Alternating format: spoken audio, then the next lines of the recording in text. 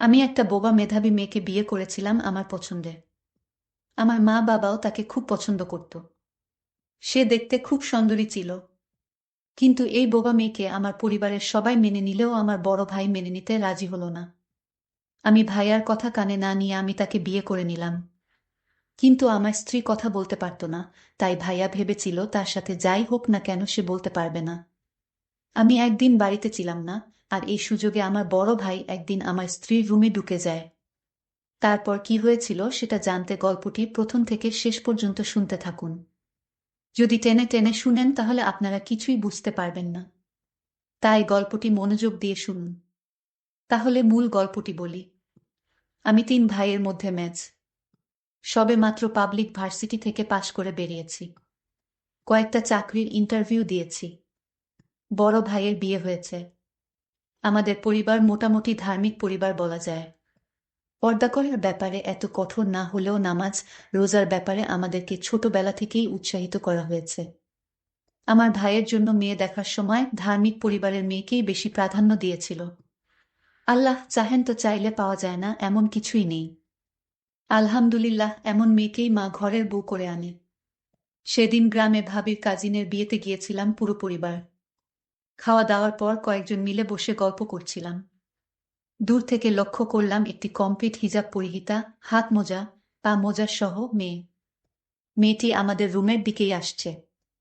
প্রথমে মেয়েটির প্রতি কোনো আগ্রহ না থাকলেও পরে খেয়াল করে দেখতে দেখতে ভাবছি এই যুগেও মানুষ এইভাবে হিজাব করে।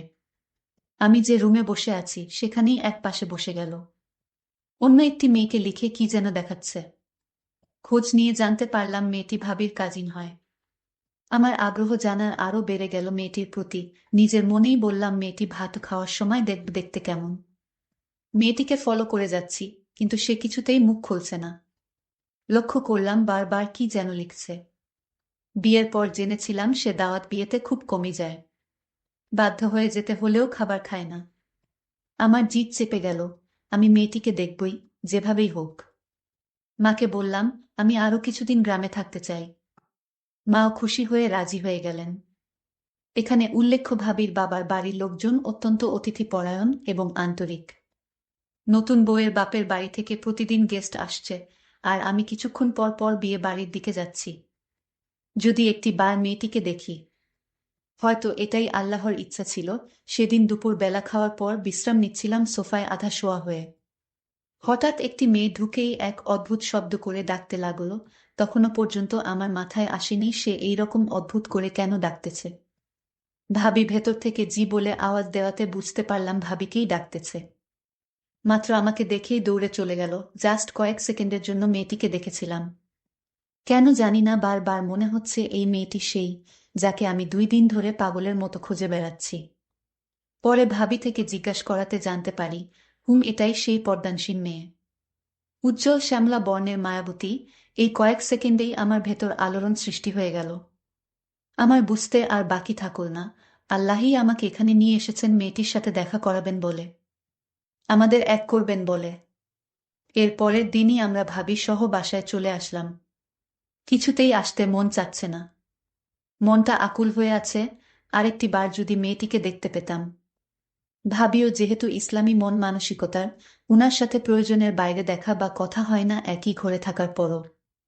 ভাবির কাছে মেয়েটির ব্যাপারে জিজ্ঞাসা করার সুযোগ খুঁজতেছি। 1 সপ্তাহ পর সুযোগ পেলাম।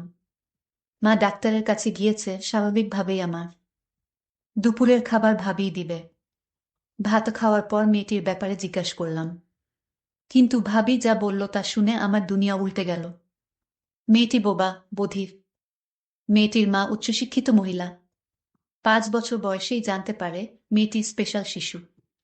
কিন্তু মেয়েটির মা হার মানেনি। সারাদিন মেয়ে নিয়ে লেগে থাকত। মেয়েকে স্বাবলম্বী শিক্ষিত করার জন্য সব প্রকার চেষ্টা করতে লাগল। 8 বছর বয়সেই মেয়েটিকে সমস্ত বর্ণ শিখিয়ে ফেলল। আল্লাহ তাআলা এই সমস্ত শিশুদেরকে অবশ্যই কোনো বিশেষ গুণ দিয়ে পাঠান দুনিয়াতে। কিছুদিন পর মা বুঝতে পারে মেয়েটি ছবি আঁকায় খুব পারদর্শী। মা মেয়েটিকে ছবি আঁকার সমস্ত উপকরণ এনে দিল এবং অন্যান্য সাবজেক্ট, বিশেষ করে ইংলিশের ব্যাপারে খুব বেশি গুরুত্ব দিতে লাগল। মেয়েটির টিচার্সরা খুব সুনাম করত। প্রায় প্রতি ক্লাসেই টপ 3-তে মেয়েটি রেজাল্ট করত একমাত্র মায়ের অপ্রাণ চেষ্টা এবং আল্লাহর ইচ্ছায়। এসএসসিতে গোল্ডেন জিপিএ পেল। ওরা গ্রামে থাকলেও পৌর এলাকার হওয়ায় শহরের মতোই কিন্ডারগার্টেন, আর্ট স্কুল এসবের খুব মান। মা মেয়েটিকে মামাদের সাহায্য নিয়ে একটা আর্ট স্কুল খুলে দিল। এই বোবা মেয়েটি মাত্র 2 জন স্টুডেন্ট নিয়ে স্কুল শুরু করে নিজের বাসায়। এইচএসসি দিতে দিতে মেয়েটির প্রায় 50 জন স্টুডেন্ট। আমি এখনো সবসময় মেয়েটির মা প্রতি কৃতজ্ঞ। ওকে এত যোগ্য বানানোর জন্য, ওর কমতিগুলোকে শক্তিতে রূপান্তর করার জন্য। ইন্টার পরীক্ষায়ও ও ভালো রেজাল্ট করল, অল্পের জন্য জিপিএ 5 পায়নি। মাত্রই ইংলিশে অনার্সে ভর্তি হয়েছে। আমি আর কিছুই ভাবতে পারছি না। আমি একটা বোবা মেয়েকে বিয়ে করব। ভেতর থেকেই কেউ একজন বলে উঠল, দুনিয়াতে কি মেয়ের অভাব নাকি আমার মধ্যে কোনো কমতি আছে যে আমি জেনে শুনে বোবা মেয়ে বিয়ে করব? কিছুতেই হতে পারে না। কিন্তু আমি কিছুতেই নিজের মনকে মানাতে পারছি না। আমি কি দোষ করেছি? স্কুল, কলেজ, ভার্সিটি কোথাও প্রেম হল না। শেষমেশ একটা বোবা মেয়েকেই ভাল লাগল। সেদিন সারা রাত খুব কান্না করলাম।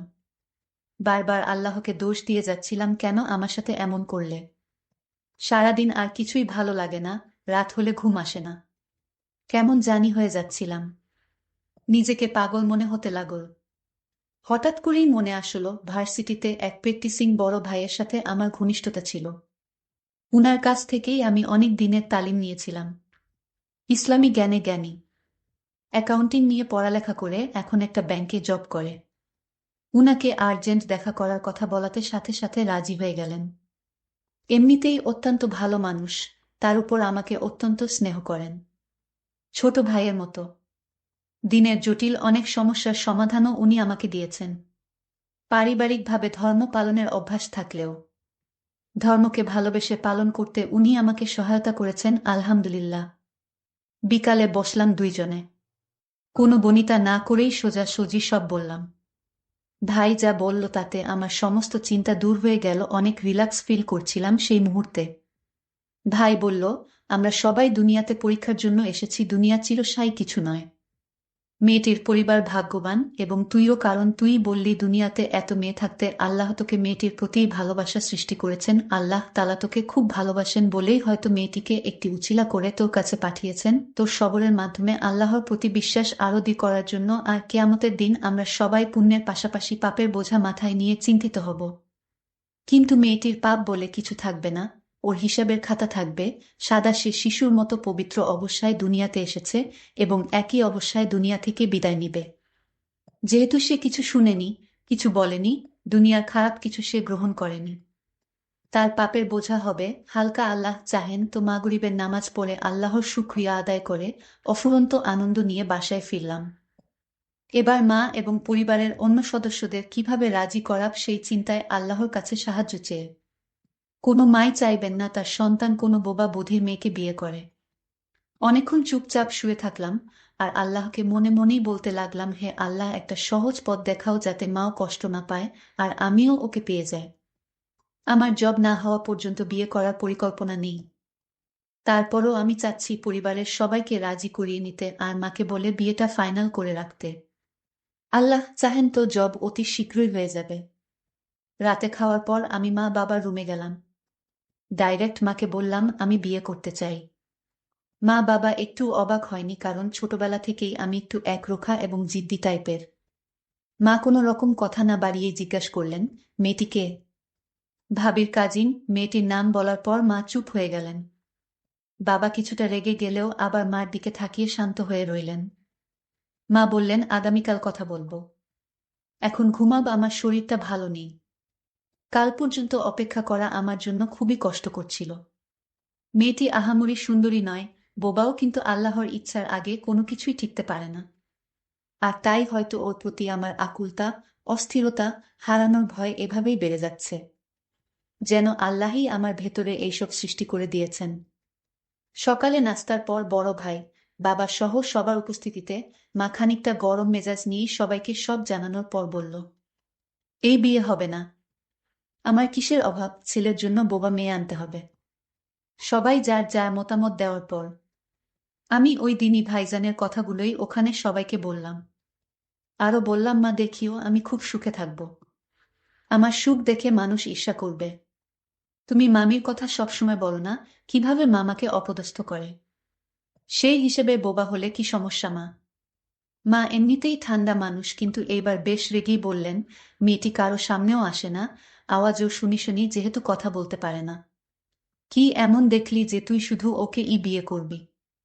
তাছাড়া আত্মীয় স্বজন কি বলবে? মা, সুন্দর দিয়ে কি করব? একটা দুইটা সন্তান হলেই সৌন্দর্য নষ্ট হয়ে যায়। কিন্তু ভালো আচরণ, ভালো মানসিকতা আর ভেতরের মানুষটাই চিরজীবন থেকে যায়। আর সেটাই আমাকে সুখ দিতে পারবে। বিয়ের পর কয়েকদিন আত্মীয়রা বলাবলি করবে। সেই আত্মীয়রাই কিছুদিন পর সুখী, অসুখী, সফল অসফল জীবন নিয়ে আলোচনা করবে। লোকেদের দেখানো কয়দিনের জন্য, সংসার সুখের হোক আর দুঃখের হোক, তা সারা জীবন শুধু আমারই জন্য। তাছাড়া মেয়েটি মেধাবী।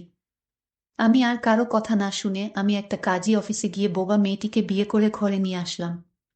আমার মা বাবা সবাই খুশি হয়েছিলেন, কিন্তু আমার বড় ভাই এই বিয়েটা কিছুতেই মেনে নিতে পারছিল না। আমার বড় ভাই ছোটবেলা থেকেই আমার ভালো দেখতে পারত না। আমার মা আমি ছোট বলে আমাকে একটু বেশি আদর করত। সেটা আমার ভাই সহ্য করতে পারত না। আর আমি একটা ভালো পর্দাশীল মেয়ে এবং খুবই মেধাবী বোবা মেয়েকে বিয়ে করার কারণে হিংসা করত। আমি সেটা ভালোভাবে বুঝতে পারি, কিন্তু ভাইয়ের সামনে কোনোদিন কথা বলিনি। আমি ভাইয়াকে ভালো ভাবতাম, কিন্তু তার উপরের রূপটা খুব ভালো ছিল, ভিতরটা খুবই খারাপ ছিল। আমি সেটা বুঝতে পারতাম, কিন্তু কিছুই বলতাম না বড় ভাই বলে। আমি আমার স্ত্রীকে বাড়িতে নিয়ে আসলাম। আমার বড় ভাই বলল, তোর এত বড় সাহস, আমাকে না জানিয়ে তুই একটা বোবা মেয়েকে বিয়ে করেছিস। আমি ভাইয়াকে বলেছিলাম, ভাইয়া, এই পৃথিবীতে সবাই মানুষ, এখানে সে হোক বোবা কিংবা প্রতিবন্ধী, একই আল্লাহর সৃষ্টি। আল্লাহর সৃষ্টিকে যারা পছন্দ করে না তারা মানুষ না, তারা উপরের দিকটাই মানুষ, ভিতরটা অমানুষ। আমার ভাইয়া আমার কথা শুনে খুব রাগান্বিত হলো। আমার স্ত্রী তখন আমায় ইশারা করে বলল, ঝগড়া না করতে, আমাকে বলল মাথা ঠান্ডা রাখতে। আমি আমার স্ত্রীর কথা মেনে নিলাম এবং রুমে গিয়ে বিশ্রাম নিলাম। একদিন আমি বাসায় ছিলাম না, তখন আমার বড় ভাই আমার স্ত্রীকে বলল, আসলে আমি অন্যায় করেছি, তুমি আমায় ভুল বুঝো না, এই ধরনের কথা বলতে লাগলো। আমার স্ত্রী কথা বলতে পারে না, তাই লিখিত আকারে বুঝিয়ে দিল, আপনার কোনো দোষ নেই, সব দোষ আমার এবং আমার কপালের, কারণ আমাকে দুনিয়াতে আল্লাহ পাঠিয়েছেন বোবা করে, এটাই আমার দোষ। আমি বাড়িতে গিয়ে দেখি আমার স্ত্রীর সাথে আমার বড় ভাই আলাপ করছে। আমি কাছে গিয়ে জিজ্ঞেস করলাম, ভাইয়া কি হয়েছে, কোনো সমস্যা? ভাইয়া তখন বলল, আরে না, কোনো সমস্যা না, আল্লাহ তোরে একজন নেককার স্ত্রী দিয়েছেন।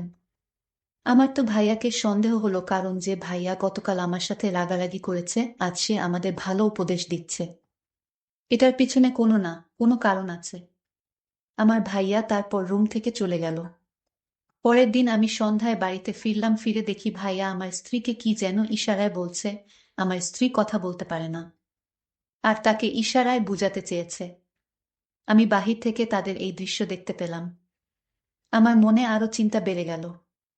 ভাইয়া আমার স্ত্রীর রুমে বারবার কেন যায়, এটা তো আমি কিছুই বুঝতেছি না। আর তার সাথে কি কথা বলে? আমার স্ত্রীকে আমি লিখিত আকারে জিজ্ঞেস করলাম, আচ্ছা, আমার ভাইয়া কেন তোমার কাছে আসে, কি বলতে চায়, তুমি লিখে বলে দাও।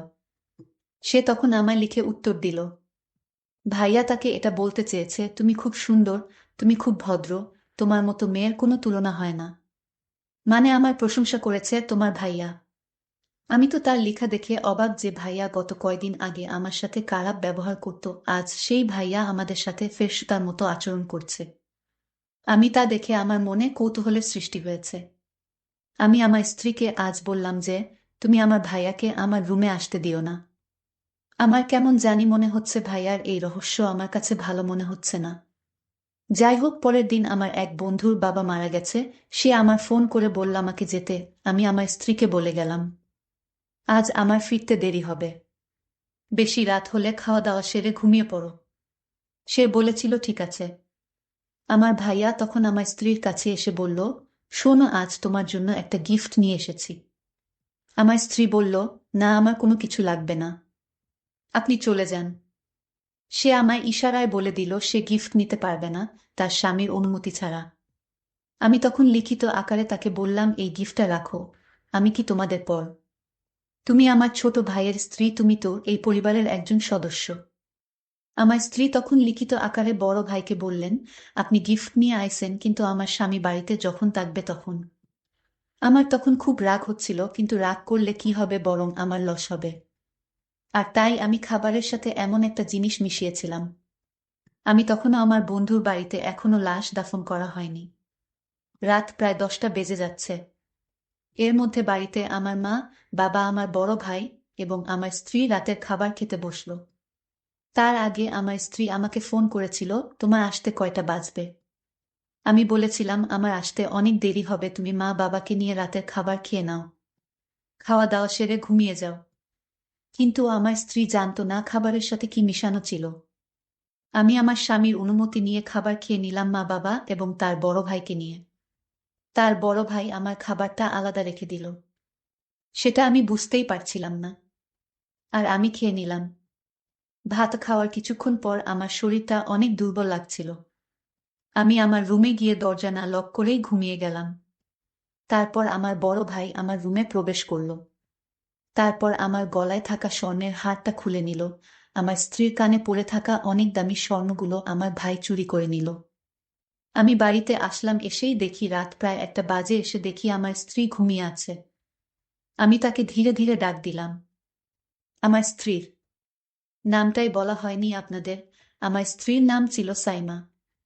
যাই হোক, আমি আমার স্ত্রীর কাছে গিয়ে তাকে ডাক দিলাম, সাইমা উঠো, আমি আসছি। আমি আবার ডাক দিলাম, এই সাইমা, তুমি শুনছো না? আমি তোমায় ডাকছি, এই উঠো। সাইমার কোনো সাড়া শব্দ পেলাম না। আমি তার কপালে হাত দিয়ে দেখি ঠান্ডা হয়ে আছে।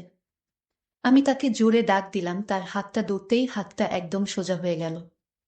আমি চিৎকার করে বললাম, সাইমা, কি হয়েছে তোমার? আমি বুঝতে পারলাম সাইমা আর দুনিয়াতে নেই। সে চলে গেছে দুনিয়া ছেড়ে, সাইমা মারা গেছে।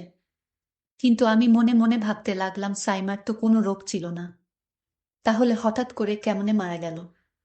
আমি সাইমার গলার দিকে তাকিয়ে দেখি তার গলায় যে হারটা পরা ছিল, সেই হারটা নেই।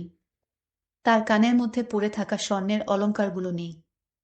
আমার আর বুঝতে বাকি রইল না, এই ঘটনাকে ঘটিয়েছে আমার মৃত স্ত্রীর পাশে একটা আংটি পড়ে রইল। আমি আংটিটা দেখে নিশ্চিত হলাম এর সবকিছুর পিছনে আমার বড় ভাই দায়ী।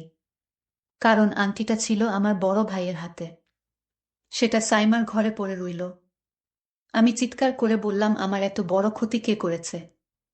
আমার স্ত্রীকে কেন মেরে ফেলেছে? আমি কান্না গলায় বলতে লাগলাম। তখন আমার ভাইয়া দৌড়ে আসলো, আমার কাছে বলল, কি হয়েছে তোর স্ত্রীর? আমি বললাম, চুপ, একদম চুপ, তুই একটা কথাও বলবি না। তুই আমার ঘরের সবকিছু চুরি করে নিয়ে নিতি, তুই আমার সকল সম্পদ চাইলে আমি তোকে নিঃস্বার্থভাবে তোকে দিয়ে দিতাম, কিন্তু তুই আমার স্ত্রীকে কেন দুনিয়া থেকে বিদায় করে দিলি? কি দোষ ছিল আমার স্ত্রীর? আমার স্ত্রী বোবা ছিল, এটা কি তার অপরাধ ছিল? এগুলো বলতে বলতে আমিও জ্ঞান হারিয়ে ফেললাম। বাবা মা ভাইয়াকে পুলিশে দিয়ে দিল। তার যাবজ্জীবন জেল হয়েছিল। আমার ভাই ছিল লোভী, আমার ভালো দেখতে পারত না। বন্ধুরা, আমাদের সমাজে এরকম অনেক লোভী মানুষ আছে, যারা নিজের কাছের মানুষগুলোকে এমন শোকাহত করে থাকে শুধু অর্থের জন্য। বন্ধুরা, আজকে গল্পটি কেমন লাগলো তা অবশ্যই কমেন্ট করে জানাতে ভুলবেন না। আর এরকম নতুন নতুন গল্প পেতে আমাদের চ্যানেলটিকে সাবস্ক্রাইব করে পাশে থাকবেন। ধন্যবাদ।